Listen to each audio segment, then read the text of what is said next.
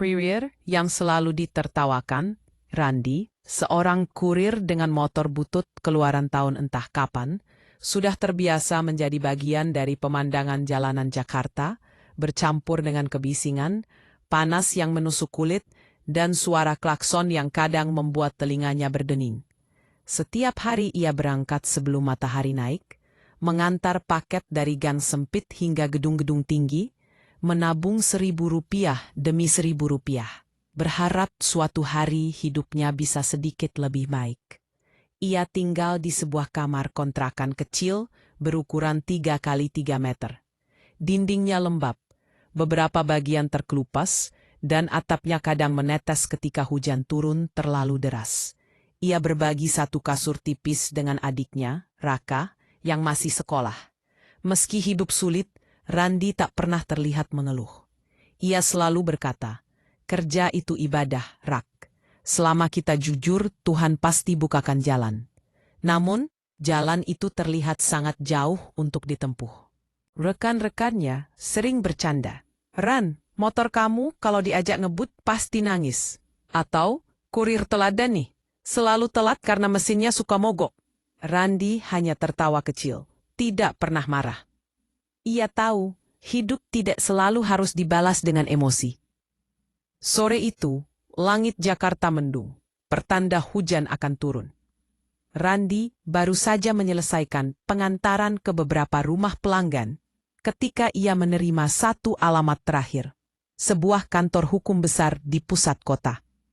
Gedungnya menjulang tinggi, dengan lobi marmer dan penjaga keamanan yang berdiri tegap. Randi merasa canggung masuk ke dalamnya. Celananya masih agak kotor oleh percikan jalan. Ia menyodorkan paket ke resepsionis. Wanita itu melihat namanya, lalu menatap Randi dengan tatapan aneh. Bukan meremehkan, lebih seperti terkejut. "Sebentar ya, Mas, saya panggilkan Pak Surya," katanya. Randi bingung. Biasanya ia hanya disuruh tanda tangan, serahkan paket, selesai. Kini ia disuruh menunggu. Ia berdiri kikuk di lobi sambil memandangi lampu gantung besar di atasnya. Tak lama kemudian, seorang pria parubaya berjas gelap keluar dari salah satu ruang pertemuan. Rambutnya putih sebagian, wajahnya tegas tapi tampak ramah. Ia berhenti beberapa langkah di depan Randi, menatap pemuda itu lama, seolah memastikan sesuatu. "Kamu, Randi Pratama?" tanyanya pelan, namun jelas. Randi yang tak pernah menyangka ada orang seperti itu mengetahui namanya, hanya mengangguk bingung. "Iya, Pak, saya Randi. Ada yang bisa saya bantu?" Pria itu tersenyum tipis. "Kamu harus ikut saya sebentar. Ada hal penting yang harus kami sampaikan, sangat penting." Jantung Randi langsung berdegup panik. "Pak, saya cuma kurir. Saya nggak punya urusan apa-apa sama kantor besar seperti ini." "Kami tahu itu," jawab pria itu sambil memberi isyarat agar Randi ikut berjalan. "Tapi ini bukan soal pekerjaanmu. Ini soal keluargamu." Kata itu membuat Randi berhenti sejenak. Mereka masuk ke ruang rapat besar. Di sana sudah ada 3 pengacara lain duduk dengan map tebal di meja, seolah mereka sudah menunggu dari tadi. Randi duduk pelan, merasa seperti terseret masuk ke dunia yang sepenuhnya asing. "Baik Randi," kata Pak Surya sambil membuka salah satu map. "Kami dipanggil oleh mendiang kakekmu, Batak Wiratmaja, untuk mengurus warisannya." Randi mengerutkan kening. "Kakek? Saya bahkan nggak pernah kenal kakek saya, Pak. Mama nggak pernah cerita banyak." "Kami paham. Beliau hidup terpisah dari keluarga sejak lama. Namun sebelum meninggal, beliau menuliskan wasiat yang sangat jelas, bahwa seluruh hartanya akan diberikan kepada cucunya." Randi masih tidak mengerti kemana arah pembicaraan itu. "Terus, cucunya siapa, Pak?" Semua mata di ruangan itu tertuju padanya. Sunyi sesaat. "Kamu, Randi," kata Pak Surya akhirnya. "Kamu adalah satu-satunya cucu kandung beliau." Randi tertawa kecil, spontan, tidak percaya. "Pak, saya cuma kurir. Nggak mungkin saya punya warisan. Lagian, warisan apa sih? Pak Surya menutup map itu perlahan, menatap Randi dengan sorot serius. Warisan sebesar 1.000 miliar rupiah. Hening. Randi menelan ludah. Suaranya tercekat. 1.000 miliar. Rasanya dunia berhenti berputar. Kursi di bawahnya seperti bergoyang. Ia memegang sandaran meja untuk memastikan dirinya tidak jatuh. Wajahnya pucat, tangannya dingin. Selama ini ia menabung 1.000 rupiah demi 1.000 rupiah. Dan sekarang, seseorang mengatakan bahwa dirinya mewarisi angka yang bahkan sulit ia bayangkan. Tidak mungkin, saya ini cuma kurir, Pak. Justru karena itu, jawab salah satu pengacara lain, kakekmu ingin hartanya jatuh ke tangan yang tidak tamak. Dia percaya kamu orang baik. Randi memejamkan mata, merasakan sesuatu mengalir dalam dadanya. Campuran takut, syok, dan harapan yang selama ini tidak pernah berani ia miliki. Namun sebelum ia sempat bertanya lebih jauh, Pak Surya menambahkan satu kalimat yang membuat seluruh emosi itu membeku. Dan ada satu syarat yang harus kamu penuhi sebelum kamu resmi menerima warisan ini. Randi membuka mata, menatap mereka dengan bingung. Syarat apa, Pak? Pak Surya menarik napas panjang sebelum menjawab. Kamu harus menghabiskan 10 miliar rupiah dalam 1 minggu. Randi terpaku. Nafasnya seperti tertahan di tenggorokan. 10 miliar dalam seminggu. Pengacara itu mengangguk. Tanpa mendonasikan, tanpa membuat aset, tanpa mengalihkan ke orang lain. Semuanya harus kamu gunakan sendiri. Kalau gagal, seluruh warisan akan dialihkan ke yayasan. Randi menatap tangannya, tangan yang biasa memegang paket dan stang motor tua. Tangan yang kasar karena panas dan hujan. Tangan yang tidak pernah menyentuh uang besar. Ini gila, ini mustahil. Namun saat ia memikirkan adiknya, ibunya, hidup mereka selama ini, hati Randi tiba-tiba menjadi tegas. Ia menatap para pengacara itu. Baik, Pak, saya terima syaratnya. Dan tanpa ia sadari, itulah langkah pertama menuju hidup yang tidak pernah ia duga sebelumnya. Syarat yang nyaris mustahil. Di ruang rapat yang luas dan mewah itu, Randi duduk dengan tubuh tegang. Kursi kulit hitam yang ia duduki terasa terlalu empuk, terlalu mahal, bahkan terlalu bersih untuk seorang kurir yang seharusnya hanya mampir sebentar mengantar paket. Lampu gantung kristal di atasnya memantulkan cahaya seperti bintang, indah tapi menyilaukan. Randi merasa seperti sedang masuk ke dunia orang lain. Dunia yang tak pernah ia bayangkan. Di hadapannya, deretan pengacara berdasi rapi, membuka map tebal yang berisi dokumen warisan. Lembaran-lembaran itu dipenuhi daftar aset. Perusahaan tambang besar di Kalimantan, deretan properti di Jakarta, investasi internasional, dan sesuatu yang bahkan sulit ia ucapkan. Rekening bernilai lebih dari 1.000 miliar. Randi menelan ludah. Ia bahkan tidak pernah melihat uang 10 juta sekaligus dalam hidupnya. Apalagi mendengar soal aset sebesar itu. Suara dengung AC ruangan terasa semakin keras, seakan mengejek kegugupannya. Namun pengacara itu belum selesai. Jadi, kata pria bernama Pak Surya itu sambil menautkan kedua tangan. Sebelum seluruh aset ini resmi menjadi milikmu, ada satu syarat penting dari mendiang kakekmu. Seisi ruangan mendadak hening. Randi menggeser duduknya, menatap wajah-wajah serius itu satu persatu. Syarat apa, Pak? Pak Surya menarik satu lembar kertas kecil, seperti catatan pribadi. Ini permintaan langsung dari beliau, katanya. Untuk membuktikan bahwa kamu bukan orang tamak atau hanya ingin uang, kamu diwajibkan menghabiskan 10 miliar rupiah dalam 7 hari. Randi spontan tersedak air mineral yang baru saja ia teguk. Ia batuk keras, hampir membuat gelas plastik murahan itu terjatuh. 10 miliar. Dalam seminggu, Pak. Salah satu pengacara wanita menambahkan. Betul, dan bukan sembarang menghabiskan. Ada aturannya. Aturan. Randi mulai kehilangan warna di wajahnya. Tidak boleh disumbangkan. Tidak boleh dijadikan aset atau investasi. Tidak boleh dibagikan sebagai hadiah besar. Tidak boleh disimpan. Harus dibelanjakan untuk kebutuhan pribadi. pengalaman, layanan atau konsumsi langsung. Memandang mereka dengan tatapan kosong, ia merasa seperti bermimpi aneh. Orang yang hidup dengan mie instan 2 kali sehari kini disuruh menghabiskan uang sebesar yang tak pernah ia bayangkan. Kalau begitu, beli rumah bisa? Tanyanya polos. Tidak boleh, itu aset. Beli motor baru buat kerja? Itu juga aset. Beliin adik saya laptop? Itu dianggap hadiah. Kalau saya traktir teman makan? Boleh, selama itu konsumsi langsung dan wajar. Kalau saya sewa pesawat? Tanya Ranggi setengah bercanda. Boleh, jawab Pak Surya serius. Selama uangnya benar-benar keluar dan digunakan sebagai layanan. Randi mengusap wajahnya. Pak, saya orang susah. Saya bahkan beli baju baru setahun sekali. Sekarang harus habisin 10 miliar? Saya ini bukan anak sultan. Para pengacara saling bertukar pandang, lalu tersenyum kecil. Mereka tahu reaksi itu akan muncul. Justru itu, kata Pak Surya lembut.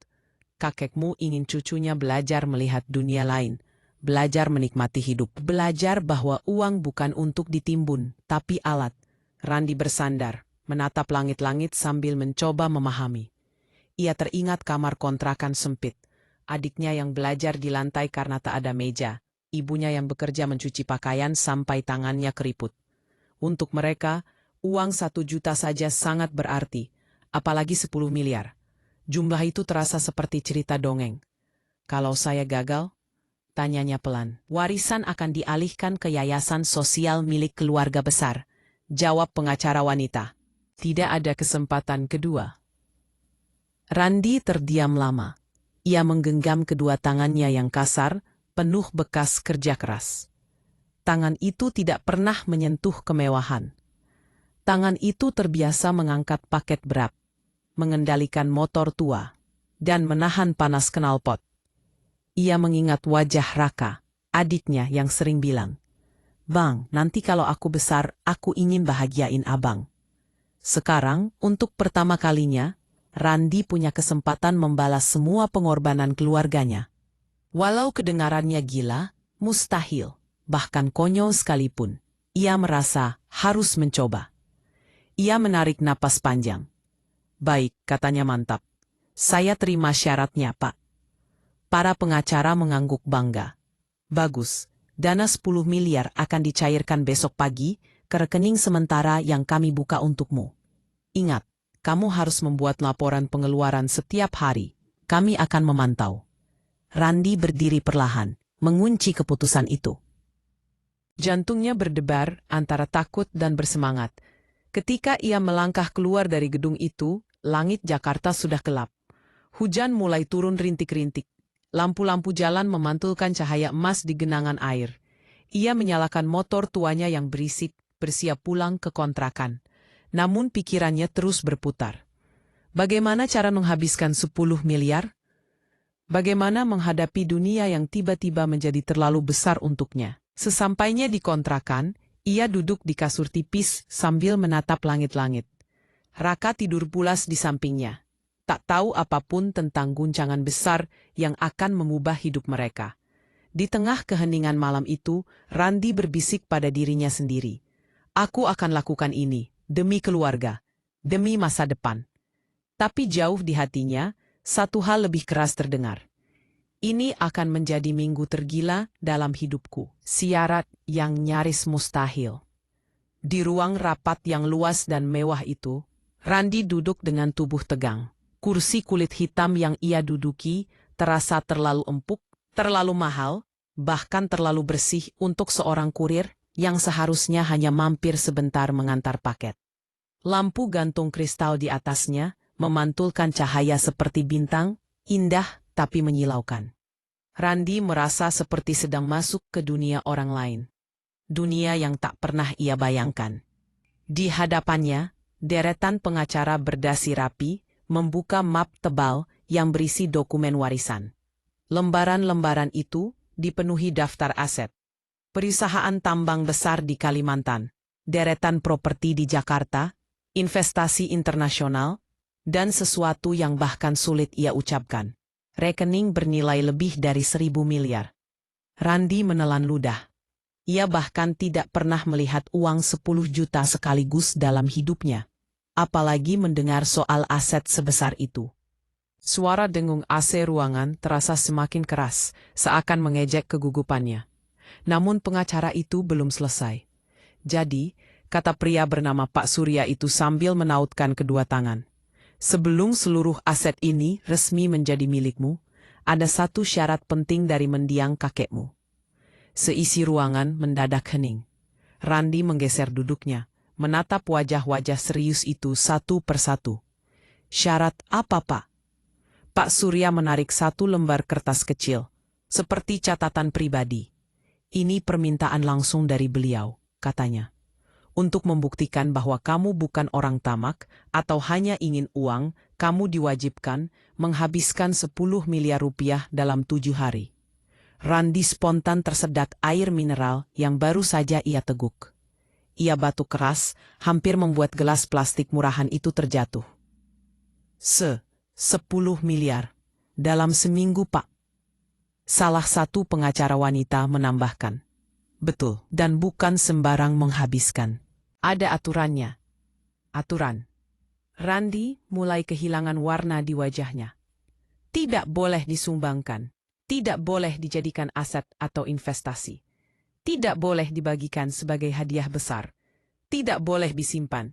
Harus dibelanjakan untuk kebutuhan pribadi, pengalaman, layanan atau konsumsi langsung. Memandang mereka dengan tatapan kosong, ia merasa seperti bermimpi aneh. Orang yang hidup dengan mie instan 2 kali sehari kini disuruh menghabiskan uang sebesar yang tak pernah ia bayangkan. Kalau begitu, beli rumah bisa? Tanyanya polos. Tidak boleh, itu aset. Beli motor baru buat kerja? Itu juga aset. Beliin adik saya laptop? Itu dianggap hadiah.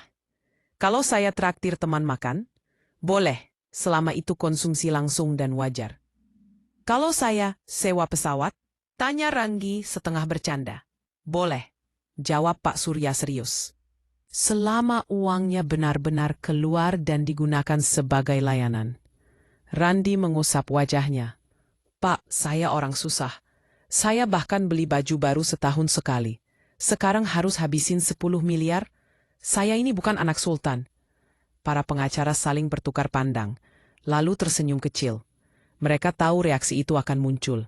Justru itu, kata Pak Surya lembut. Kakekmu ingin cucunya belajar melihat dunia lain, belajar menikmati hidup, belajar bahwa uang bukan untuk ditimbun, tapi alat. Randi bersandar, menatap langit-langit sambil mencoba memahami. Ia teringat kamar kontrakan sempit. Adiknya yang belajar di lantai karena tak ada meja, ibunya yang bekerja mencuci pakaian sampai tangannya keriput. Untuk mereka, uang 1 juta saja sangat berarti, apalagi 10 miliar. Jumlah itu terasa seperti cerita dongeng. Kalau saya gagal? Tanyanya pelan. Warisan akan dialihkan ke yayasan sosial milik keluarga besar, jawab pengacara wanita. Tidak ada kesempatan kedua. Randi terdiam lama. Ia menggenggam kedua tangannya yang kasar, penuh bekas kerja keras. Tangan itu tidak pernah menyentuh kemewahan.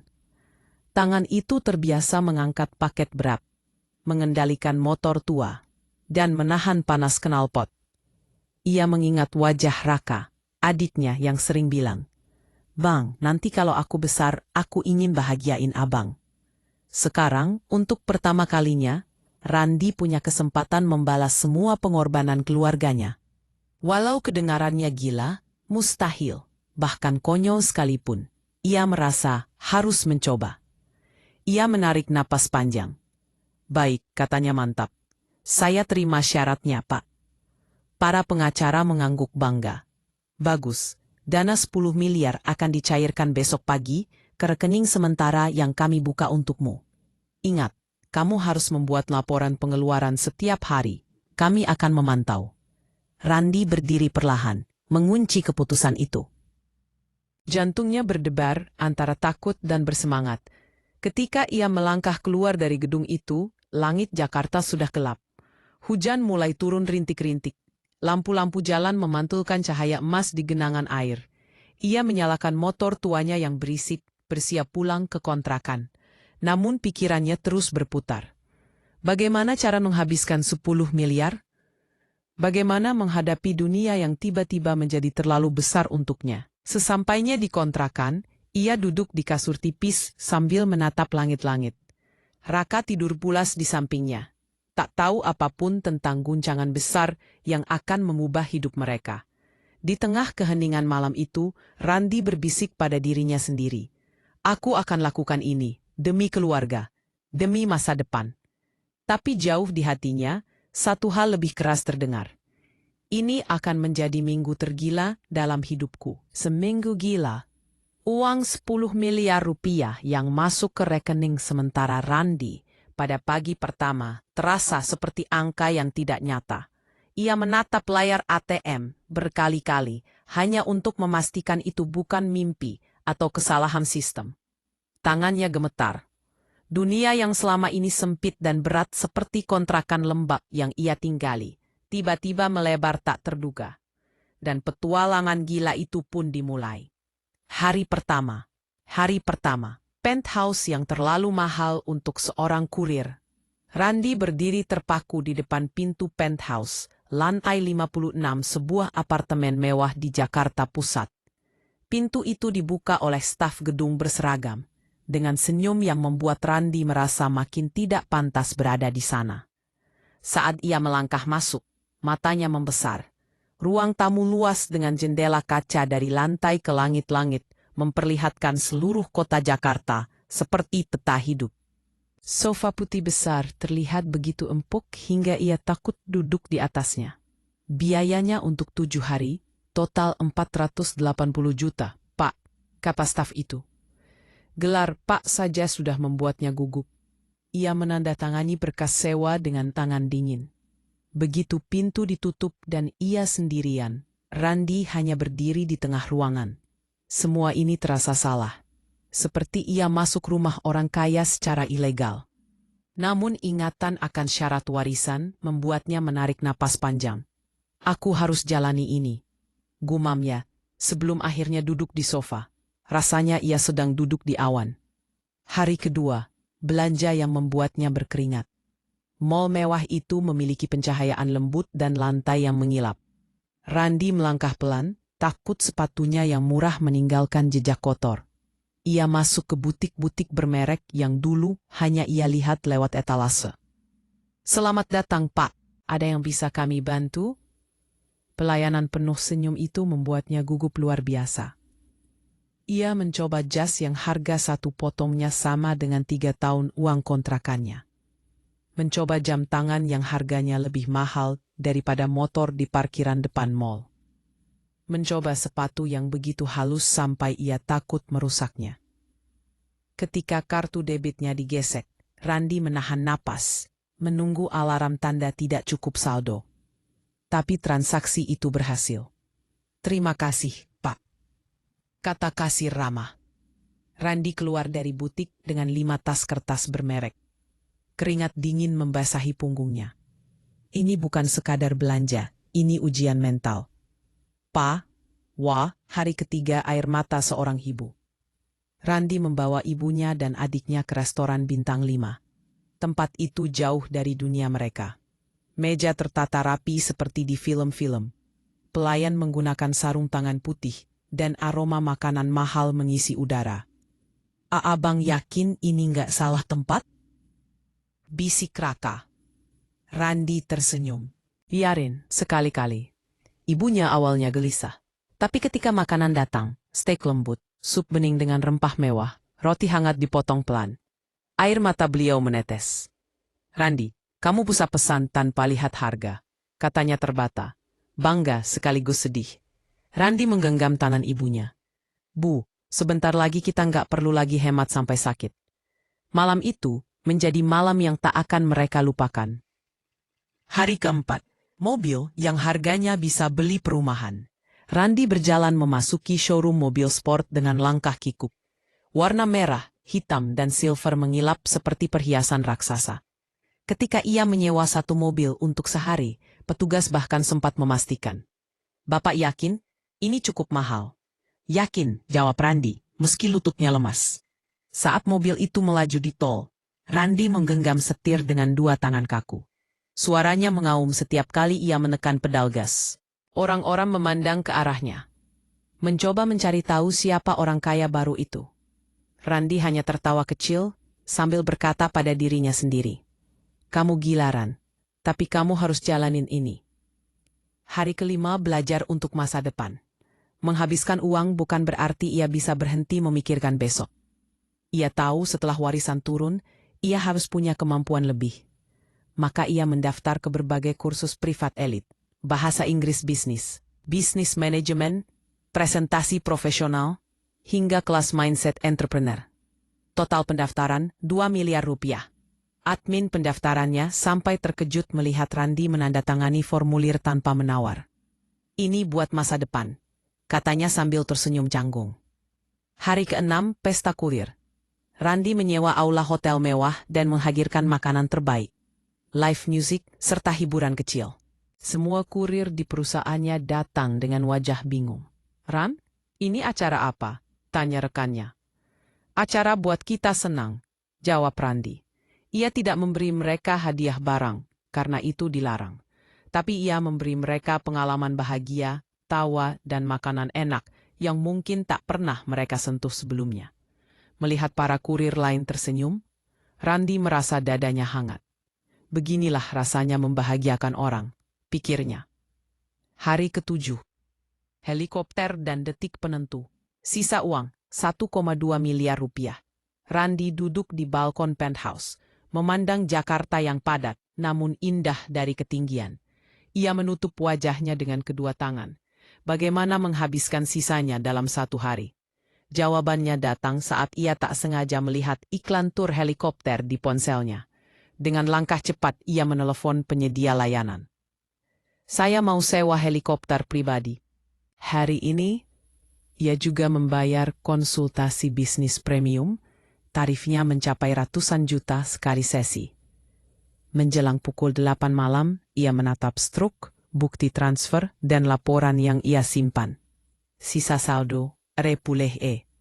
Randi menghela napas panjang, hampir tertawa karena lega, hampir menangis karena tak percaya dirinya berhasil melakukan hal yang begitu ekstrem. "Aku berhasil," bisiknya.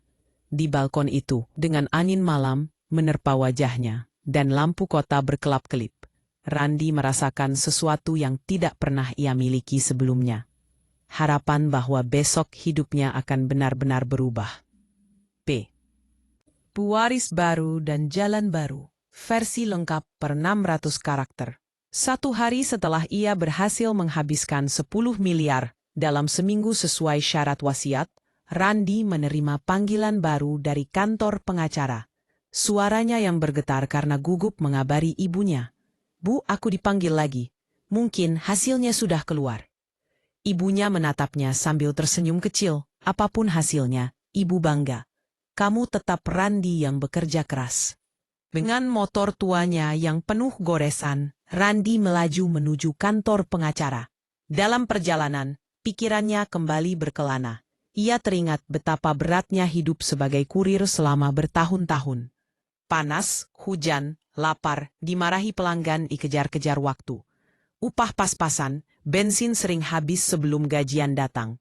Tapi semua itu justru mengajarinya untuk bertahan dan tidak menyerah. Begitu tiba, ia disambut para staf pengacara dengan tatapan hangat. Mereka yang pada awalnya meragukan kemampuannya, kini menyapa dengan hormat, seakan ikut merayakan kemenangannya. "Silahkan masuk, Randi," ucap pengacara senior Pak Wira. Randi masuk dengan langkah pelan. Tubuhnya tegang, telapak tangannya dingin. Pak Wira tersenyum lebar dan mendorong sebuah map tebal ke arahnya. "Selamat, Randi," katanya dengan suara mantap. "Kamu telah lulus syarat warisan, mulai hari ini. Seluruh aset sebesar 1.000 miliar rupiah secara resmi menjadi milikmu."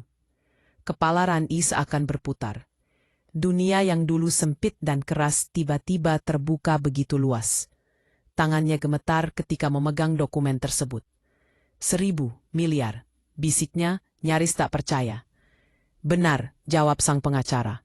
"Tanah, saham, investasi, properti dan tabungan yang ditinggalkan kakekmu.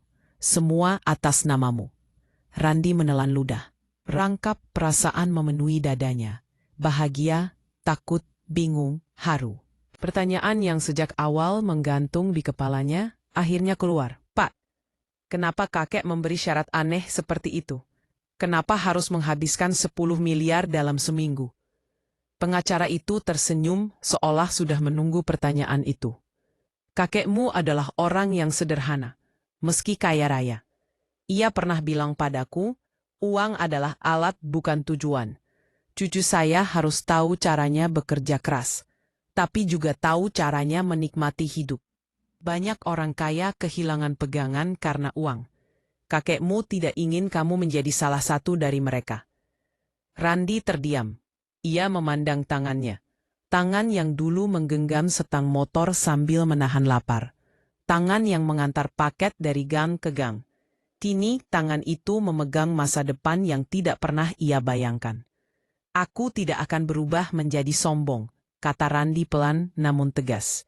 Bulan berlalu, hidup Randi tidak lagi sama.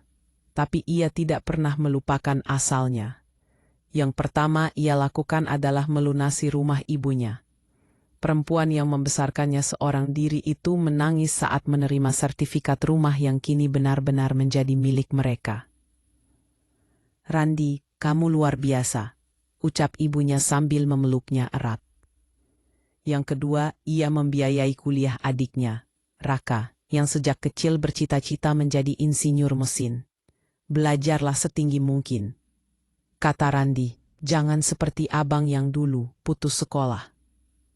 Raka menggeleng, Bang, tanpa abang aku nggak mungkin berani bermimpi setinggi ini. Setelah itu, langkah besar pun dimulai. Randi, yang dulu hanya kurir kecil, kini mendirikan perusahaan logistik modern bernama Air Express. Bukan sekadar bisnis, tapi jalan untuk mengubah nasib banyak orang seperti dirinya dulu. Ia merekrut para kurir miskin, memberi mereka gaji layak, asuransi kesehatan, dan bonus yang jelas. Ia membangun gudang dan pusat distribusi yang rapi, bersih, dan terorganisir. Banyak mantan kurir yang awalnya pesimis, kini bisa menyicil rumah dan menyekolahkan anak-anak mereka. Kita bukan hanya mengirim paket, kata Randi pada para karyawannya. Kita mengirim harapan. Kesuksesan Air Express menyebar cepat. Investor datang. Media meliput kisahnya. Banyak orang terinspirasi oleh perjalanan kurir miskin yang kini memimpin perusahaan bernilai ratusan miliar. Namun ada satu hal yang tetap tidak ia lepaskan. Motor tua yang dulu ia gunakan saat menjadi kurir. Motor itu dipajang di lobi kantor pusat perusahaannya, lengkap dengan tulisan kecil di bawahnya. Kerja keras tidak pernah bohong. Setiap kali ia menatap motor itu, Randi teringat masa-masa ketika ia bermimpi sambil menahan lelah. Ketika hujan membuatnya menggigil, ketika ia hampir menyerah, ketika ia merasa hidup tidak adil. Dan kini, setelah ia menjadi pewaris besar dan pemimpin perusahaan besar, satu hal yang selalu ia pegang. Harta bisa datang dan pergi, gumamnya. Tapi kerja keras, itulah warisan yang sebenarnya. Randi bukan hanya pewaris 1.000 miliar. Ia pewaris nilai hidup yang jauh lebih berharga, dan ia membagikannya kepada semua orang yang berjalan di jalan yang dulu pernah ia tapaki.